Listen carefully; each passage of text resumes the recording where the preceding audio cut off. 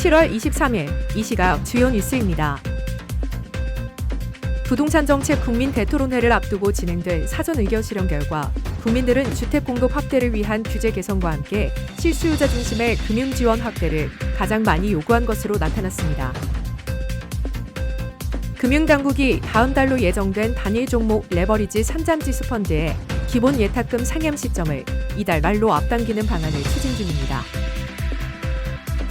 한국은행은 지난 2분기 실질 국내 총생산이 전기 대비 0.62% 성장했고 실질 국내 총소득이 전기 대비 3.6% 증가했다고 발표했습니다.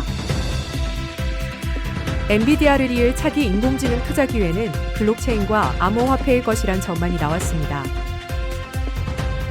TS 롬바드는 올해 한국 증시가 삼성전자와 SK하이닉스를 중심으로 높은 상승세를 보였지만 앞으로 이런 상승세가 점차 둔화할 수 있다고 분석했습니다. 이재명 대통령이 주재하는 부동산 정책 국민 대토론회를 앞두고 국민들의 핵심 요구사안이 공개됐습니다.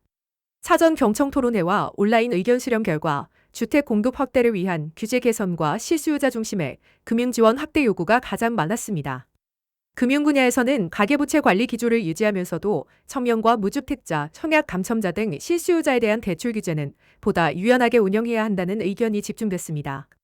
공급 분야에서는 토지거래 허가구역 등 규제 지역을 지역별로 재설계하거나 해제해야 한다는 의견과 현행 규제 유지 의견이 팽팽히 맞섰습니다.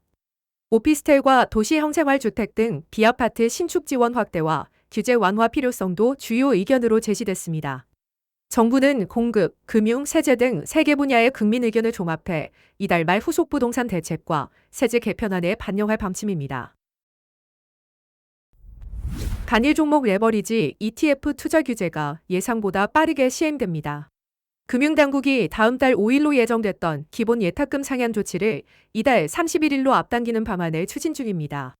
이재명 대통령이 지난 21일 국무회의에서 단일 종목 레버리지 ETF 보완 대책을 신속하고 과감하게 시행하라고 거듭 지시한 데 따른 것입니다. 새 기준이 시행되면 단일 종목 레버리지 ETF를 매수할 때 기존 1,000만 원에서 3,000만 원으로 오른 예탁금을 전액 현금으로 보유해야 합니다. 주식 채권 등 대용증권은 더 이상 예탁금으로 인정되지 않습니다. 당초 8월 19일 예정이었던 대용증권 불인정 조치도 최소 2에서 3영업일 이상 앞당기는 방안이 검토되고 있습니다. 이번 조치는 국내뿐 아니라 해외 상장 단일 종목 레버리지 ETF에도 동일하게 적용됩니다. 우리나라 경제가 2분기에도 강한 성장세를 이어갔습니다. 한국은행이 발표한 2분기 실질 GDP 성장률은 전기 대비 0.62%, 전년 동기 대비 3.7%로 시장 전망치인 0.37%를 크게 웃돌았습니다. 특히 실질 국내 총소득 GDI 증가율은 전년 동기 대비 15.6%로 무려 38년 만에 가장 높은 수준을 기록했습니다. 반도체 가격 급등이 주요 원인으로 수출과 설비 투자 모두 예상을 뛰어넘었습니다. 삼성전자 상품권 환급 행사로 가전소비만 3조 원대에 달하는 등 내수도 성장에 고르게 기여했습니다. 한국은행 이동원 경제통계 이국장은 하반기 성장률이 평균 마이너스 0.1%에 그치더라도 연간 성장률 3%대 달성이 가능하다고 밝혔습니다. 엔비디아 다음 AI 투자 기회, 블록체인과 암호화폐가 될 수 있다는 전망이 나왔습니다. 프랭클린 템플턴의 샌디 카울 디지털 자산 혁신 부문 책임자는 에이전트형 AI가 서로 거래하는 시대가 오면 블록체인 네트워크와 암호화폐가 핵심 수혜 자산이 될 수 있다고 주장했습니다. 에이전트형 AI는 여행 예약, 소프트웨어 실행, 데이터 구매 등 복잡한 업무를 사람 대신 수행하는 단계를 의미합니다. 이 과정에서 발생하는 거래 상당수는 1센트에도 못 미치는 투소액 결제로 기존 카드 결제망이나 은행 시스템은 수수료 부담으로 처리가 어렵습니다. 카울 책임자는 블록체인이 이 문제의 대안이 될 수 있으며 거래량 증가가 암호화폐 수요 확대로 이어질 것이라고 내다봤습니다. 서클의 제러미 알레어 최고 경영자 역시 블록체인과 프로그래머된 화폐가 결제 비용을 획기적으로 낮추고 에이전트형 AI가 독립적인 경제 주체로 활동하는 시대가 열릴 것이라고 전망했습니다. 삼성전자와 SK하이닉스의 주가 추가 상승 여력이 제한적이라는 분석이 나왔습니다. 글로벌 투자 분석 기관 TS 롬바드는 최근 보고서를 통해 두 기업의 실적 개선이 메모리 가격 상승에 크게 의존하고 있다고 지적했습니다.